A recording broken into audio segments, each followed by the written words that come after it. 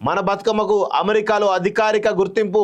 ఈ నెల 11 వరకు తెలంగాణ హెరిటేజ్ వీక్ ఉత్తర్వులు జారీ చేసిన నార్త్ కరోలినా, జార్జియా, వర్జీనియా గవర్నర్లు అంటూ చూస్తున్నాం. ఈ 3 గవర్నర్లు గెలవడానికి అక్కడే అమెరికా ఎన్నికలు జరుగుతూ ఉన్నాయి కాబట్టి, అధ్యక్ష ఎన్నికలు జరుగుతూ ఉన్నాయి కాబట్టి మంచిదే. అంటే డ్రామా కంటే కూడా సరే, ఎవరైనా కానీ ఎన్నికల కోసం, ఓట్ల కోసం పలు స్కీములు పెడతారు, పలు ఆశలు కల్పిస్తారు, తప్పేమీ లేదు. కానీ ఒక అమెరికాలో ఒక 3 స్టేట్లో అధికారికంగా హెరిటేజ్ వీక్ అని ప్రకటించడం నిజంగా ఇది గర్వకారణంగా మనందరం కూడా అనుకోవాల్సిందే.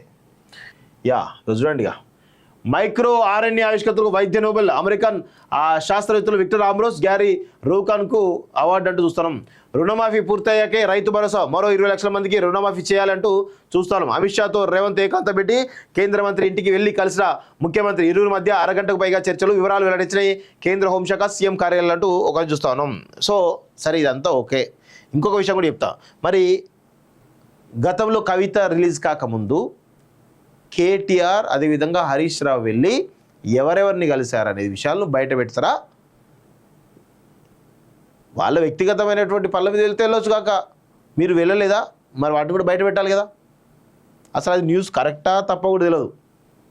ఇట్లా ఉంటుంది వీళ్ళ పరిస్థితి.